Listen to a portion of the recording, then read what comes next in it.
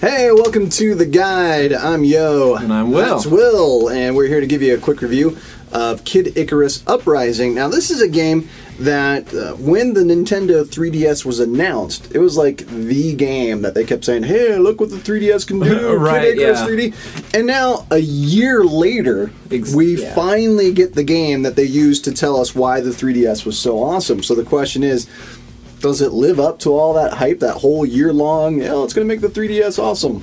I think Kid Icarus was an overall cool game, and it does use the 3DS to its potential. It's got good 3D, it has amazing graphics and color saturation in it. I don't think it is, however, so good that this past year of having a 3DS like in my closet was really worth it. Okay. Tell everybody a little bit about this control scheme that caused us to have carpal tunnel syndrome. It's a simple, basic control scheme. You've got a fire button, you've got your joystick for basic movement, but then you've got a separate little aiming device on your screen, which is controlled through, while you're flying, it's controlled through the stylus, and then when you're on the ground on walking missions, the stylus on the touchpad will control which way your camera looks. So it's kind of a weird claw stylus thing, and it does get really uncomfortable after a while. I mean, the control scheme works for what it needs to do because the precision, and you're fighting a lot of enemies. Right. The precision for the aiming is outstanding, but it's such an awkward setup that it's hard to do it for any length of time. Yeah. And then to have the 3D on while you're trying to hold it with one hand and you're stabbing the thing with your stylus, and so it keeps shaking. And I know they gave a stand with everyone who purchased it to kind of help alleviate that, but then that defeats the whole point of it being a mobile game. Exactly. You gotta put it on a stand to hold it steady because you can't hold it. Stationary. Yeah. They might have looked. They might have knew this was happening, and a way that the game, I guess, saves you is when you do get that awful cramp and you got to put it down. You're usually close to a save point, a checkpoint in the game, and you can exit at any time, and it'll save it for you. So at least you don't lose everything when you lose function of fingers. Feeling in your hand. I can't play anymore. Thank goodness it's saved. Yeah, that's true. A big thing for this game also was the multiplayer feature. You can have up to 6 3DSs linked together. It's pretty cool.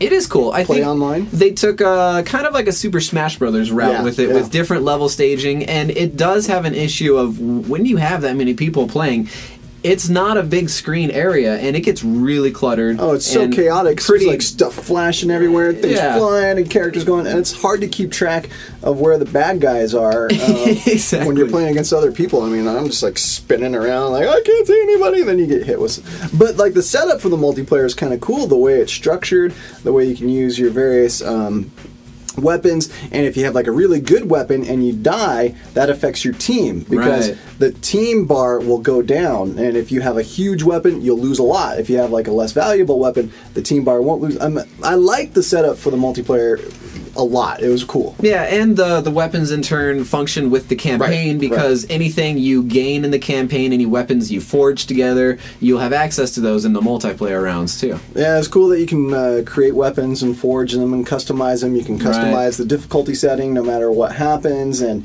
there's a lot of little details in here that are just done really, really well. Yeah, it is a very overall, I think, functional game, and it's a good game for the 3DS. This is one of the first ones, I think, that really is applicable to. Well, it was made for the 3DS from the ground up, and it shows in everything that it's capable of. So how would you score Kid Icarus Uprising on the 3DS? I'm going to be generous. I go with 6. Generous? I'd give it a 6 out of 7. Wow, okay. Really the only things that turned me off to it were the controls is the main thing. And the game does get somewhat repetitive because it is the same mission after mission. You know, fly, shoot, walk around and shoot. But overall I was entertained. What would you say about it? You know, I agree with everything you said. The main things that turned me off were, of course, the control scheme, because that was just really difficult to hang on to. And just the fact that the 3D looks great, but it's hard for a game where you're constantly trying to hold it with one hand while using the stylus, and I couldn't keep it still enough. Right. I would give myself headaches with it. So the 3DS works great, but you need a stand to take advantage of it, or a table, and that removes the whole point of it being mobile. I would give it a 5 out of 7, and I agree with everything that you said. The control scheme was a bit more of a hindrance for me, but yeah, it's just a high quality game. I mean, you can tell it was crafted with a lot of care, and it took advantage of everything that the 3DS does well, but there's just the control scheme. I just have a hard time getting past that, and I don't know how you fix that. A new 3DS with a second joystick. That's, I think, the answer. Well, that's a whole nother issue. If you want to check out more about Kid Icarus or anything else for the 3DS or any other reviews we got going on, you, of course, can check out our website. Yeah, go to gameandmovieguide.com or join us on Facebook discussions. We ask weekly polls, sometimes give things away. It's facebook.com/Game and Movie Guide. Also, look for us on Google+.